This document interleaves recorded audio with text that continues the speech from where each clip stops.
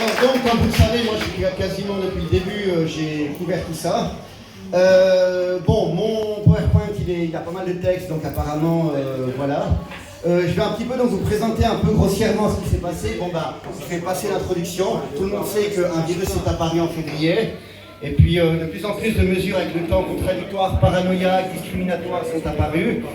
Et ces mesures finalement ont causé des ravages chez les indépendants, émotionnels chez les personnes vulnérables. Mais, et puis de la censure sur les réseaux sociaux. Puisque même moi, j'ai ramassé déjà, je suis en 6e fois que je ramasse 30 jours sur Facebook. 6e, voilà. En fait, l'idée, c'est qu'on a vu aussi qu'il y a eu beaucoup de délation des citoyens, de haine, de gens qui ne pensent pas comme nous. Voilà.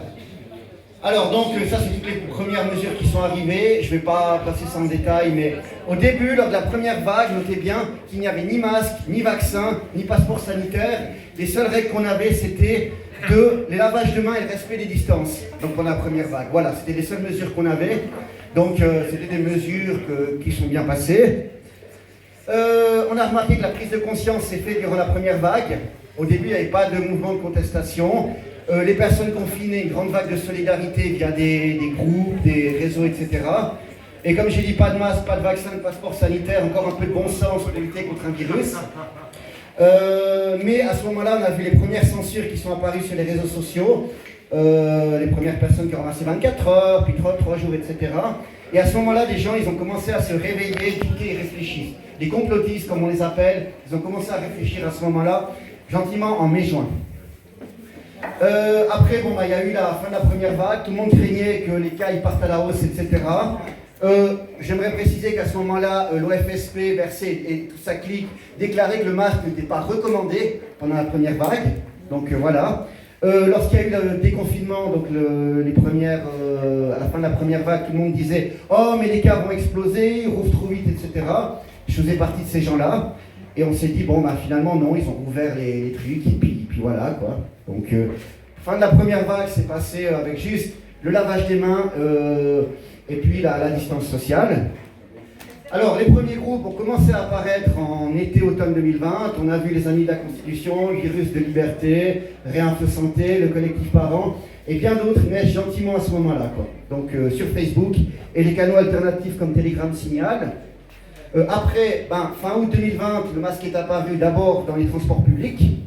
Et il était bien précisé à ce moment-là qu'une attestation médicale pour non-port du masque était parfaitement valable pour les personnes qui avaient des crises d'angoisse, des démangeaisons au niveau du visage, des pathologies respiratoires pour les sourds ou malentendus, et que cette dispense dûment attestée resterait valable de manière permanente. Voilà ce qu'on nous a dit.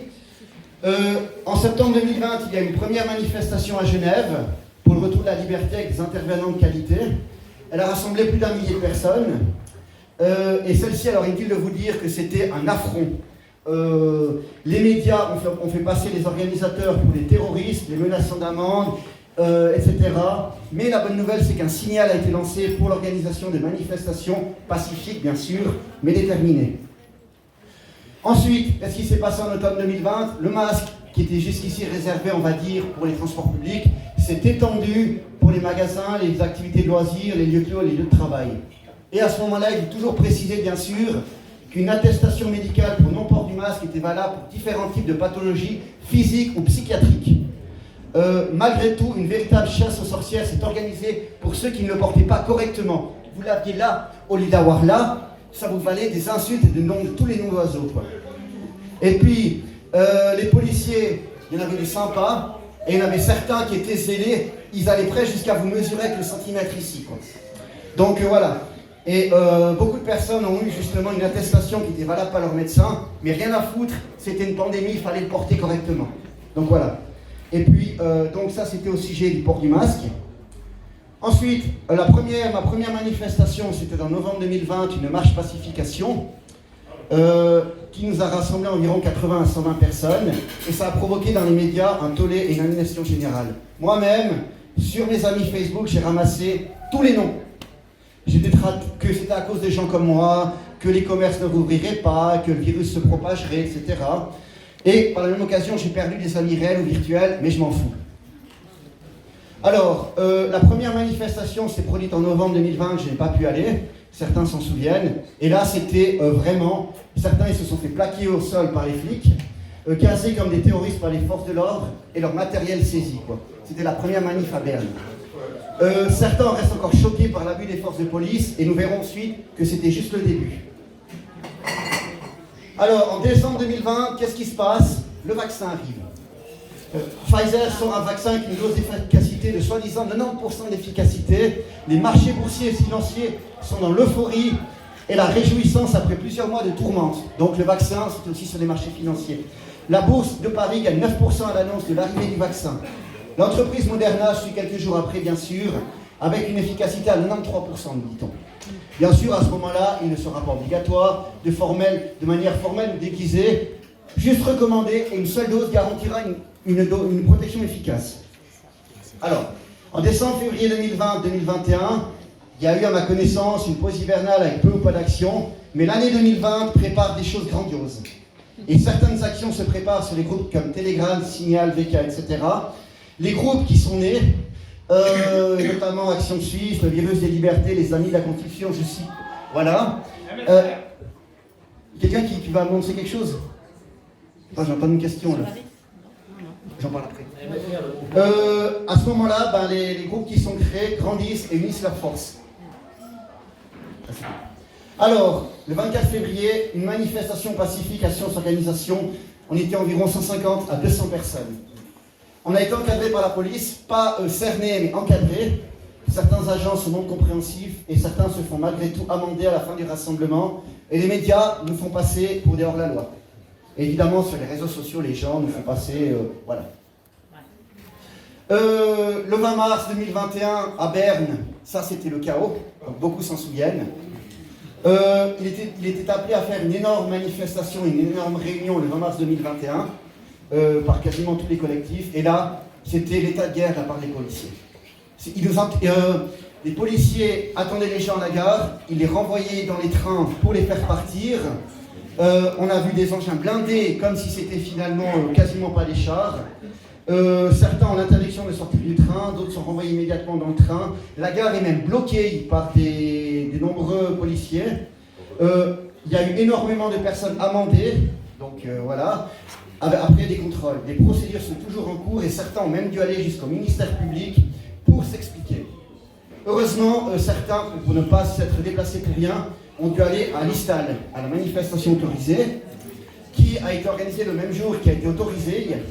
Celle-ci, elle a été organisée par deux groupes comme Steyr Protest et Massvoll, et celle-ci a rassemblé pas loin de 10 000 personnes. Donc c'était le 20 mars. Donc, autorisés, les policiers, ils étaient en mode très cool, mais sur les réseaux sociaux et les médias, à ce moment-là, il est clair que c'était ouais, ils portent pas leur masque, qu'est-ce qu'ils foutent là, etc. Donc voilà. Le 27 mars 2021, il y a eu une manifestation à Sion, une petite manifestation qui a rassemblé environ 300 personnes. Celle-ci avait été communiquée un peu à la ville, à la police, parce que suite à ce qui s'était passé la semaine dernière à Berne, on avait dit on veut quand même essayer de pacifier les choses et communiquer. Il y a eu un discours, un spectacle des bonhommes blancs et une marche dans la ville comme programme. Alors, petite parenthèse, le 28 mars 2021, il y a eu un vote historique qui s'est déroulé à Moutier, en apparence rien à voir avec le combat, et les gens se sont rassemblés dans la rue pour justement fêter ce vote historique. Et puis, évidemment, sur les réseaux sociaux, consternation, inconscience, bêtise, pour décrire ça. Et à ce moment-là, l'OFSP dit « Ok, vous voulez vous réunir, pas de problème, mais faites-vous tester parce que ça peut faire naître un cluster de contamination. » Et quand, quelques semaines après, il n'y a eu aucun cas, l'OFSP a refusé de communiquer ou même d'analyser la situation. Alors, au printemps 2021, la deuxième dose est arrivée de Pfizer et Moderna. Et à ce moment-là, l'idée d'un passeport sanitaire commence à germer pour limiter l'accès à des grands événements comme les festivals. Cela permettra de les rouvrir. Mais à ce moment-là, ce n'était qu'une discussion. Au printemps 2021, on a vu arriver le Social Pass, une application qui consistait, pour aller au restaurant, à scanner ces données, qui indiquait le nombre de personnes, qui indiquait où et quand on devait arriver et le départ, quoi. Et ceux qui ne voulaient pas le faire, devaient le faire par écrit sur une feuille spéciale. Avec le recul, on s'est rendu compte que la sécurité de transmission des données et la confidentialité a été sérieusement remis en doute. Donc ça veut dire qu'on ne sait pas où ces données ont été stockées, et ni même les protocoles de sécurité qui ont été utilisés pour le faire. Alors, les votations critiques du 13 juin ont intensifié le combat, parce qu'il y a eu deux lois critiques, la loi sur la prévention du terrorisme et la loi Covid. Alors, la loi Covid, en fait, c'était officiellement d'assurer un financement sur ceux qui étaient lésés, comme les commerçants. Mais certains y voyaient là un moyen d'augmenter la pression sur les personnes vaccinées, etc. et refusaient. Et la loi MPT, je l'ai mis aussi parce que, apparemment, l'idée de base, c'est évidemment de surveiller les terroristes qui partaient dans des pays en guerre, qui justement menaient des actions extrémistes sur les réseaux sociaux. Donc, juste là, vous allez me dire, ça n'a rien à voir. Mais certains d'entre nous ont craint que la loi MPT surveillait aussi les groupes qui s'opposaient aux mesures sanitaires, quoi. Donc c'est pour ça qu'on a vraiment mené combat un peu sur les deux lois en même temps, parce que justement, loi Covid plus loi MPT, donc dès que tu exprimes un avis contraire et que tu te tombes un peu dans l'extrémisme, voilà. Peut-être qu'on se faisait un peu des films, mais voilà. Et puis évidemment, il y a eu des campagnes qui ont été démarrées pour dénoncer les dérives dangereuses, actions dans la rue par des communiqués, des flyers, etc. Notamment les Amis de la Constitution, le Virus des Libertés, d'autres groupes ont uni leurs forces justement pour ça. Alors, la flash mob du 14 mai 2021 a, on va dire, initié le groupe ARAF, Action Suisse. C'était vraiment festif, c'était vraiment planifié, c'était vraiment magnifique. Des gens se sont joints au mouvement pour danser, chanter dans la rue. Vraiment magnifique, il y avait une centaine de personnes. Les flics sont arrivés, ils ont rapidement dispersé la manifestation, quoi. Voilà. Neuchâtel, le 22 mai, il y a une grande manifestation qui s'est faite. Donc elle a été organisée par les groupes allemands, suisses-allemands, Steiler Protest, Massvoll. On a marché à travers la rue, il y a eu des discours, des choses comme ça. On était 6 000 à 8 000 personnes, quoi. Autorisées, donc là, il n'y a pas eu de problème.